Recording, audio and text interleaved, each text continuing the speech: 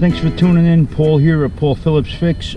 Today I got a 2002 Audi A4 Quattro with a 3.0 in it. There's another issue with this car, they said, is the left lights are out. I noticed the left low beam and the left directional are out.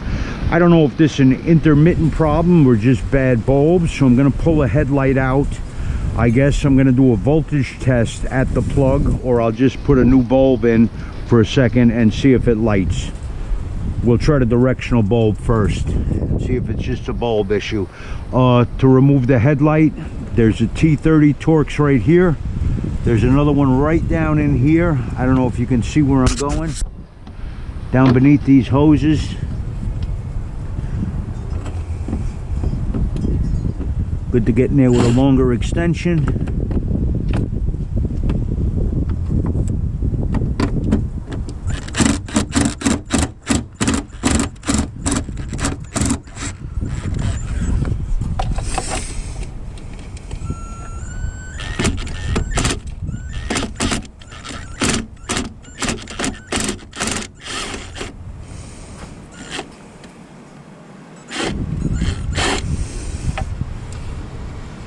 I get my magnetic tool again.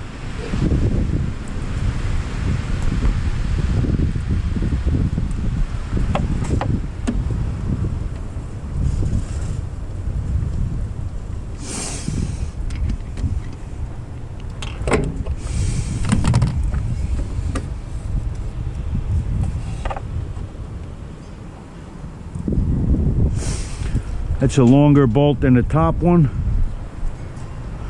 Leave that on the side right there. I don't know if there's a third one. I think there is down in here somewhere. Yes, there is, right in the way in the back here. Let me get a light so you can see it. The third one is right down there. Do you see that down in there? That's the third mounting bolt. Boy, they make these things a real pain in the ass to get to. These are going to be fun to get back in there. Gonna need the extension and the pickup tool again. Fucking retarded.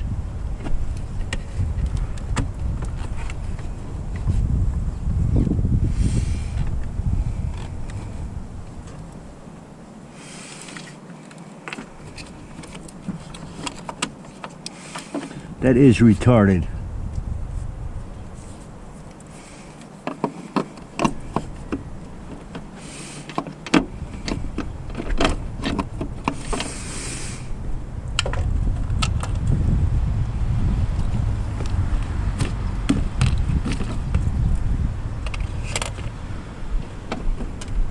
Damn it, this plastic piece wound up getting caught on my drill, on my impact driver. Pull that out. Son of a bitch.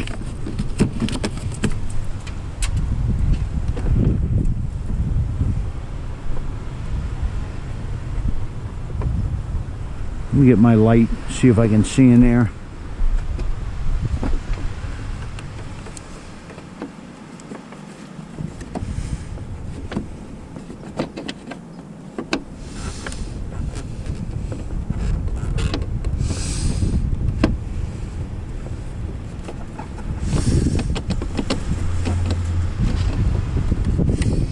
Making sure I'm in that bolt all the way.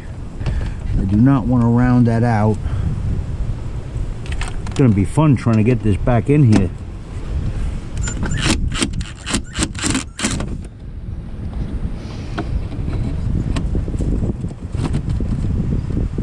Alright, that doesn't have to come all the way out, thank God. You can just loosen that.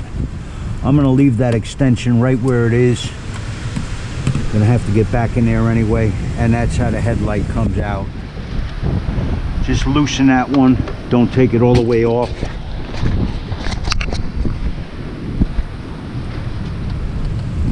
Then the light just slides out.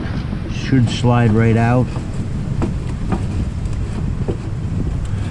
Gotta unplug it first. Somebody break the connector on this too.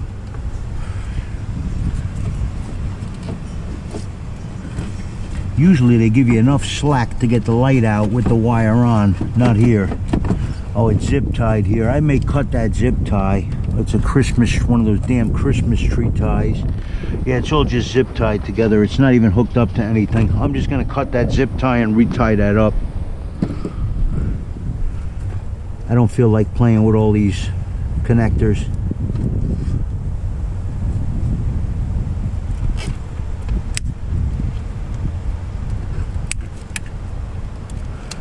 Yeah, that's supposed to go into something, but somebody broke that already.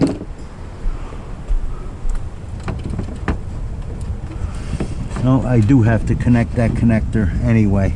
Yep. Oh well.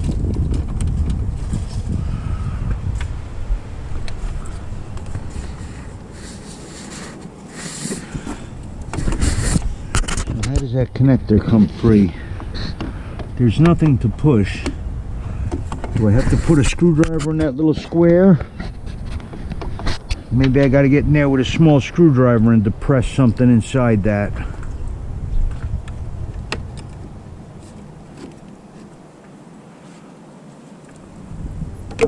Let me fiddle around with this connector and see if I can get it off.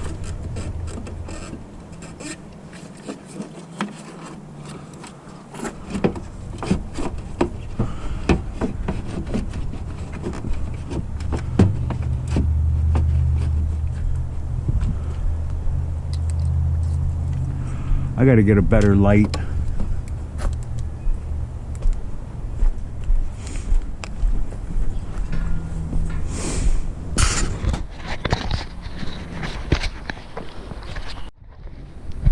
Okay.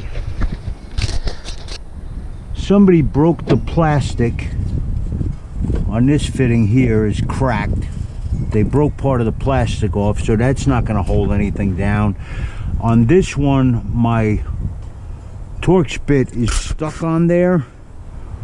I want to put this bolt in first so I have the headlight in far so that other one can hold it well.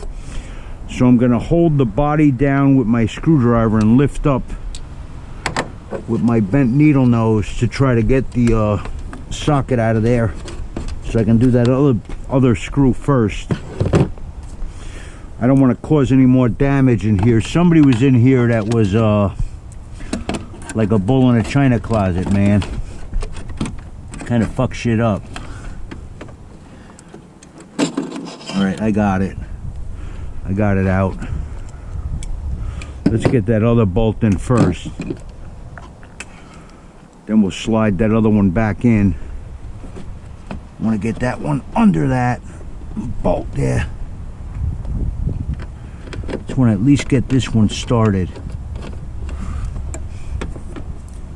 That base should slide in there tight. There it goes. Now we're getting somewhere. Now it's nice and tight. At least two of them will be holding it properly. Get back on that bolt. I'm not going to over tighten this either, because you sandwich on that plastic and make it break. That might be what somebody did. They went crazy tightening it and they destroyed the plastic. These headlight units are expensive, man. You know, you can't go crazy on stuff. People go crazy on stuff. They think the tighter the better. You know, there's a limit to tight. There's tight and then there's destructive. Don't be destructive. Be gentle. All it has to do is hold it in place.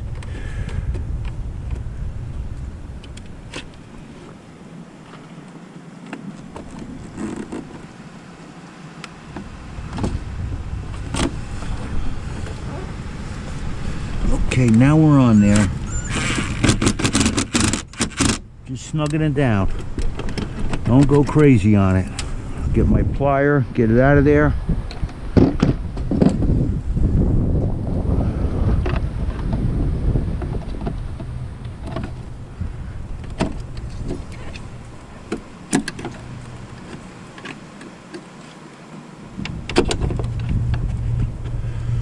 I don't want to lose that Torx tip in there. That's what's going to happen on me if I don't get this extension back on there. Damn wires in my way.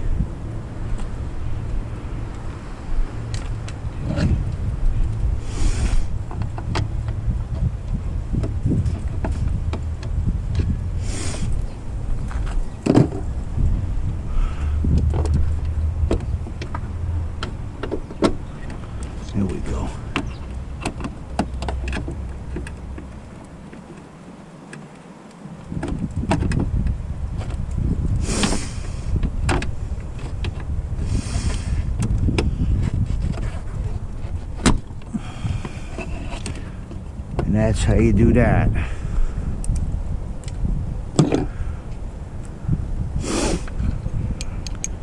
Tighten this top one up. Again, don't go crazy with it. Not a motor mount, it's a headlight retainer. A little bit, that's it.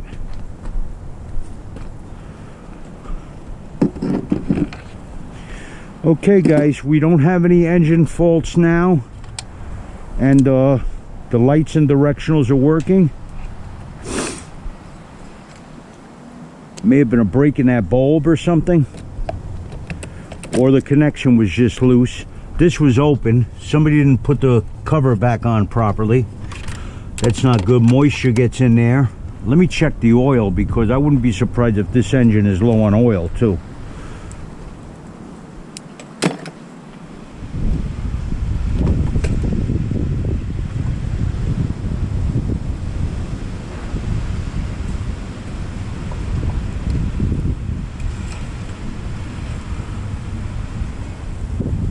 That's got enough oil in it. That's a good sign. See if I got a text message whether he wants me to put Prestone in here, or he's going to go with some Audi specific coolant. I run Prestone in all of my vehicles. Dexcool has got a bad rap from some people. They say it turns corrosive and actually eats up heater cores and shit.